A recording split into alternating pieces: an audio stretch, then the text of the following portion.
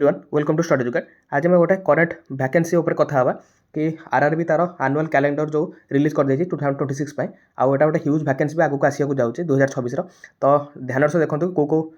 Post पई केते कोन vacancy आगु केते भारिबो को टाइम रे रिलीज करबो। तो तापर से आनुअल कैलेंडर गोटे प्रति वर्ष एथि हमर ही आसे आ परफेक्ट टाइम रे भी एथर रिलीज करछि से ए डिसेंबर मास रे ही आसे नेक्स्ट ईयर रो टोटल रिक्रूटमेंट ता कैलेंडर टा। ओके it लिखा है कि it has been decided that approval of competent authority to follow the annual calendar for 2026 पर्यंत जो कि एनुअल कॉम्पिटेंट अथॉरिटी अच्छे से दायित्व दिखाई for the recruitment to undertaken by railway recruitment board by RRB द्वारा रेलवे जो रिक्रूटमेंट कंडक्ट कराब आ जोनाल रेलवे और प्रोडक्शन यूनिट मान को एक्सेस करने को दिखाई केते सारा वैकेंसी आप बाहर करेंगे माने इंडिविजुअल जो पोस्ट पाई सब तो से सब आसेसमेंट करके वैकेंसी बाहर करेंगे किंतु जो प्रपोजल डेट दिखाई तो यहाँ रिलीज कर दिखाई कि असिस्टेंट लोको पायलट पे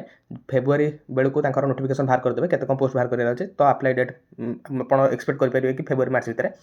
आउ जोटा रहा कि वैकेंसी असेसमेंट अप टू मैं लिखाई 2027 पर्यटन जी वैकेंसी कौन पीरियड रहा भितर के वैकेंसी से जनरेट करेंगे तो साकू देखिकी से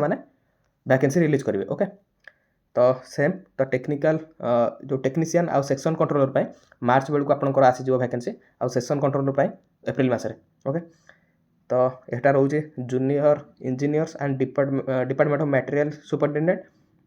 आउ केमिकल मेटालॉजिक जो असिस्टेंट पे जुलाई टाइम रे ही 2026 बेलू को आसीज नोटिफिकेशन। पारामेडिकल कैटेगरी जो पारामेडिकल कैटेगरी आम जाऊँच फार्मासी हेले कि नर्सिंग स्टाफ तो ये सब जाऊँच तो से नोटिफिकेशन एक्सपेक्ट करेंगे कि आप जुलाई बेलू ही नोटिफिकेशन से बाहर करेंगे बोली आनुअल कैलेंडर सब अप्रोक्सीमेट रखा चेष्टा करती कि जो टाइम से बाहर करते तो से टाइम ही मैक्सिमम टाइम एग्जाम ही माने नोटिफिकेशन बाहर कर दियंते एते लेट भी हुएनी एटा को आपण टेंटेटिव न भाबिकी भी न भाविले भी चलियो कारण रेलवे एते भी तार डेट घुंचा घुंची करे पाखापाखि 2-3 वर्ष यदि आप ट्रेंड्स फॉलो करते तो जापर कि माने जो टाइम से बाहर कर एनुअल कैलेंडर तो सही टाइम एग्जाम ही कंडक्ट कर दूसरी जो नोटिफिकेशन बाहर कर आउ एग्जाम जो डेट भी परफेक्ट रोचे। ओके तो यहाँ गोटे सबुठ फेमस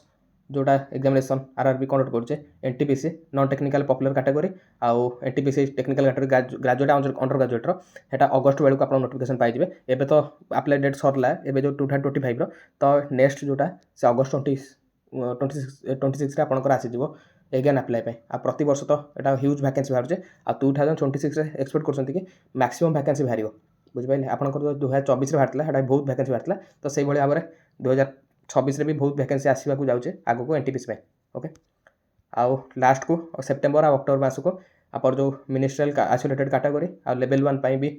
अक्टोबर बेलू को नोटिफिकेशन से रिलीज करदे आउ जो यहाँ टेंटेटिव से कि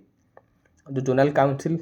जोनाल रेलवे और प्रोडक्शन यूनिट मान को कि आसेसमेंट कलापर से केत वैकेंसी कौन बाहर सेटा को से पर नोटिफिकेशन सहित आड करके आपको जनइबे। ओके तो ये रहा कंप्लीट एनुअल जो कैलेंडर आरआरबी तो पढ़ापढ़ी जारी रखु कारण आपको आगू आगू माने नुआ ईयर आसीज तो सबू आपंकर आरआरबी अंडर जहाँ भी एग्जामिनेशन दौथे रेलवे बोर्ड हो कि डबल एसी और ट्रिपल एसी एग्जामिनेशन दौथे तो आपंकर मैक्सिमम सब पोस्ट आगू बाहर जाऊँचे ह्यूज वैकेंसी सब आसो तो प्रिपेरेसन रुहतु पढ़ापढ़ी जारी रखु कारण आपड़ आसुनी बोली बसी जाइए किंतु पर रिग्रेट हुए कि पढ़े नी कहीं तो पढ़ापढ़ी जारी रखु आगू ये सब वैकेंसी आसो जाऊँचे। ओके रही देखा नेक्स्ट वीडियो।